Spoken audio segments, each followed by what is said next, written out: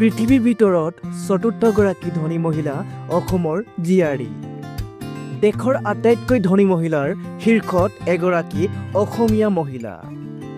মুকেশ আম্বানী, গৌতম আদানীকো চেৰ পেলাইছে অসমীয়া মহিলাগৰাকীয়ে। তেখেত বাৰু কোন?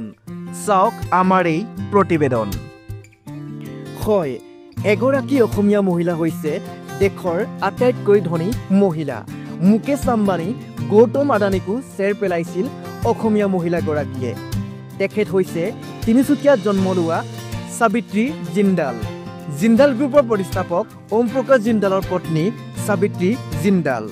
ফৰ্বছ আলোচনীৰ ফৰ্বছ ৱৰ্ল্ড বিলিয়নৰ তালিকাত 35.5 বিলিয়ন সম্পত্তিৰে দেশৰ শীৰ্ষ ধনী মহিলাৰ তালিকাত আছে সাবিত্ৰী জিন্দাল।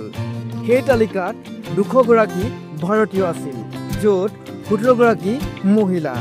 বৰ্তমান পৃথিৱীৰ ভিতৰতে ধনী মহিলাৰ তালিকাত 4ৰ্থ স্থানত সাবিত্ৰী জিন্দাল। জানি আচৰিত হ'ব, বিগত বৰ্ষত মুকেশ আম্বানীৰ সম্পত্তিৰ বৃদ্ধি পাইছিল $5 বিলিয়ন আৰু সাবিত্ৰী জিন্দালৰ বৃদ্ধি পায় $9.6 বিলিয়ন। সেই দিশৰ পৰা আম্বানী আদানীতকৈ সেই বৰ্ষত অধিক উপাৰ্জন কৰিছিল সাবিত্ৰী জিন্দালে। 1970 চনত দেশৰ প্ৰখ্যাত বিজনেছমেন তথা জিন্দাল গ্ৰুপৰ প্ৰতিষ্ঠাপক ওম প্ৰকাশ জিন্দালৰ সৈতে বিয়া হৈছিল তিনিচুকীয়াৰ জীয়াৰী সাবিত্ৰী জিন্দালৰ। কিন্তু 2005 চনত এক হেলিকপ্টাৰ দুৰ্ঘটনাত মৃত্যুক সাৱটি লয় ওম প্ৰকাশ জিন্দালে। কোনো ধৰণৰ বাণিজ্যিক শিক্ষা নথকা স্বত্তেও বহু দুখ আৰু কষ্টৰে সাবিত্ৰী জিন্দালে ব্যৱসায়টো আগবঢ়াই গৈছিল আৰু আজি তেখেত এগৰাকী বিশ্বৰ ভিতৰতে ধনী মহিলা। বৰ্তমান তেখেতৰ প্ৰায় $40 বিলিয়ন সম্পত্তিৰ অধিকাৰী।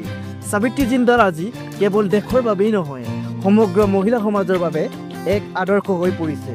নিউজ ডেস্ক ৰিপৰ্ট, ডিজিটেল বাৰ্তা 8।